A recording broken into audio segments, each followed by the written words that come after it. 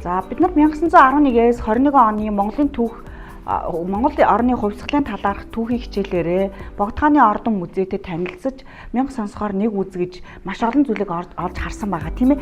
За тэгэхээр бид нар энэ Богдхааны ордон музейг үзснээр эхлээд төрсэн сэтгэлдээ бид нар яах вэ гэхээр хуваалцсан. Бичиж яах нь хуваалцах нь. Дараа нь хэлэлцүүлэг зохион байгуулна. Хамгийн сүүлд нь яах вэ гэхээр бусад 9-р ангийн бусад бүлгийнхаа хүүхдүүдтэй аахаар тэмцээн зохион байгуулна. Улаанбаатар хот орчмын түүхэн дурсгалтай газруудыг хэдүүлээ үзэж сонирхоход багш нь тийм юм санал болгож байна. Та бүхэн үзмээр байна уу хүүхдүүдээ? Тэнгэрийн амны хадны зургуураа бүгдээрээ явцгаах уу? За хэдүүлээ түүх болон газар зүйн хичээлийн хамтарсан агуулгын хүрээнд нэгэн сонирхолтой газар очие. За энэ газар маань Богдуулын 34 амны нэг болох Их Тэнгэрийн ам юм аа. За газар зүйн байршлын хувьд урт тэргийн 1070, хойд өргөргийн 47048 гэсэн цэгт оршдог юм байна. За ингээ аялалтаа явцгаая. Ганцхан музей биш Их Тэнгэрийн амны хадны зурагтай танилцахдаа маш одоо яах вэ гэхээр ойлголтыг маш сайн өндөр түвшинд хацаах хэрэгтэй шүү хүүхдүүдээ. За юу.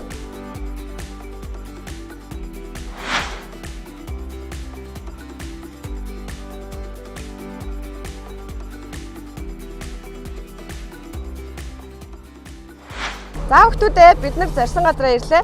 За Богдхан уулынхаа ингээр хатан тулынхаа ирэг дээр байрлах түүхийн үнэт олдвор дурсгалт газараа ирсэн байна. За ингээд түүхийн багш Минжин багш нь та бүхэнд энэ газрын маань ач холбогдлол за түүхэн ямар үйл явдал болж явсныг тайлбарлаж өгнө.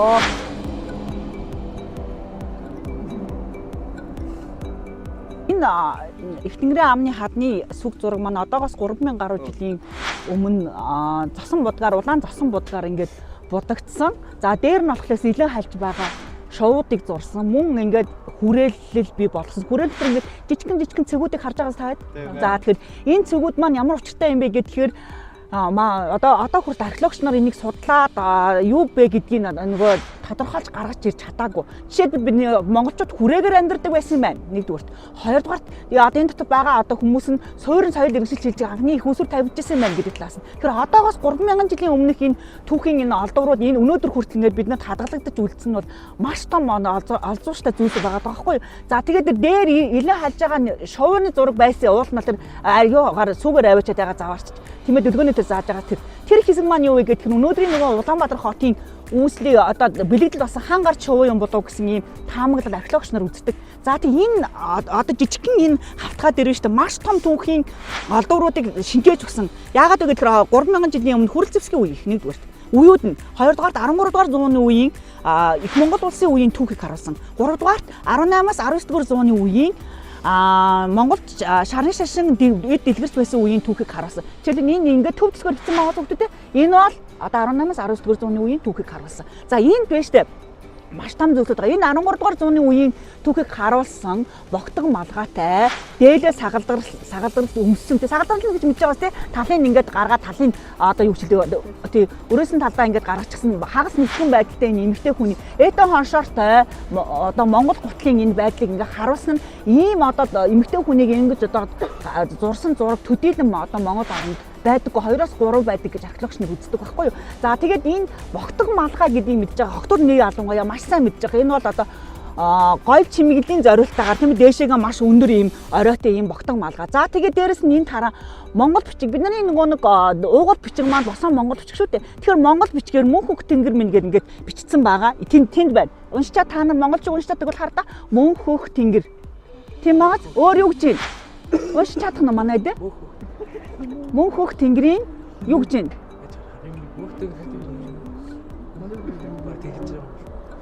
Хүч их суу зал лиг их гэж нөө. За ингээд биччихсэн. За дээрэс нь шүү дээ энэ улаан зосон будаг гэдэг маань өнөөдөр хүртэл 3000 жилийн өмнө байж хаад арилаагүй байгаа энэ будгаар будагдсан энэ сайхан түүхийн дурсгалыг өнөөдөр биш ингээд хүмүүс зөв бусаар ашиглаад сүү сайлаа өргөөд тийм ээ одоо хэдийгээр бид нар монголчууд одоо сүү сайлныхаа дээжийг хангаад ирэхдээ өргөдөж гисэн бидний одоо энэ үлдээсэн энэ өв хөрөнгийг бидний өв штэ монгол хүний бүх бидний ард түмний өв хөрөнгө учраас энийг ингэж ийм муухагаар идэл хэрэгжилж байгаа нь бол үнэхээр биднэрт бас нөгөө цаашдал энийг хамгаалах тийм ээ хамгаалтанд авах юм зориулт байгаа болов гэж хараад байгаа байхгүй хүмүүсээ. За тэгээ энд нэг хүмүүс хөтлөлтсөн хүмүүс харагдаж байна уу манай эд. тийм ээ энд ингэж хөтөлцөөд явж байгаа. Энэ бол нөгөө нэг бүлгэрээ сүргээрээ амьдарч байгаа гэдэг. За энэний доор бас нэг юу байгааз туулаа байна. Тийм ээ эмэгтэй хүний одоо 13 дугаар зууны үеийн түүхийг харуултаа энд нэг туулааны дүсийг ингээд юугаар харам бэхээр ингээд зураад будаад өчгсөн. Тэнд болохоор өхөр одоо яаж юм хөтөлчихсэн 3000 жилийн өмнөх юм түүхийг ингээд харуулж гисэн. Энэ бол маш том одоо юу хичээлтийн түүхийг өгүүлж байгаа 3 үеийг харуулсан маш том одоо олдуур юм аа. Тэгээд бид нар одоо энийг бол хайрлаж хамгаалж арилгаж явах хэрэгтэй зүйлс байгаа. За ойлгосон уу хүмүүдээ? Ойлгосон. Тэр юу 2006 он гинөө? Тэр үе тэр ийм одоо хадан дээр өөрсдийнхээ нэрийг сэлж болох уу? Болохгүй. Гэтэ өнөөдрийн энэ түүхийн энэ одоо биднэрт хэрэглэгдэх тийм ээ олдуур биднэрт ингээд үзэж харах түүхээр бахархах ирмэг шиг ийм үеийг харуулсан ийм юм дээр бол яах нь хатан дээр бол болохгүй шүү дээ гэсэн. За өмнө нь бид нар шүү дээ энийг багш нь ингээ хүүхдүүдтэй үзүүлэхийн тулд энэ зүүн талаар ингэж гараад тэгээд аялаад орж ирээд би хүүхдүүдэд урдны ангиудад та нараас өмнөх ангиудад бол үзүүлдэг байсан. Энэнд бол тэгээд өвөл мөвөл гарахад бол маш их бэрхшээлтэй байсан. За тэгээд энийг байрж өгснөөрөө бид нар яах вэ гэхээр энийг тухтаа үзэх боломжийг бах нь хангаж өгсөн байгаа байхгүй. Тэгэхээр бидний өмнөд энд ингээ унчих гал тэгээд бүгдийг ингээ тайлбар сонсох гэж сонсохгүй айгүй хэцүү байдаг бэрхшээлтэй байсан. Энэ нэг талаараа бас өвөө хамгаалах, соёлын өвөө хамгаалах маш сайн бүтээн босгол болсон гэж үзэж байгаа. Та нар харж байна дээрээсээ ахуулаад хар бихээр 18-аас 19 дугаар зууны үед Монгол бурхны шашин үүсэж хөгжиж явах үед бичигдсэн, төвд үсгээр бичигдсэн бичээс энэ бол. Мөн доор нь яах вэ гэхээр нөгөө босоо Монгол бичгээрээ бас яах нь бичиж өгсөн байгаа. Энэ бас 13 дугаар зууны. Энэ ерөөсөө энэ хаадууд маань нөгөө 3 үеийнхаа түүхийг гаргасан нэг хэсэг бичээс нь энд ингээд үлдсэн байж байгаа. За хүүхдүүдээ одоо бүгдээрээ буугаад орчноо сайхан цэвэрлэлчихэд хөө.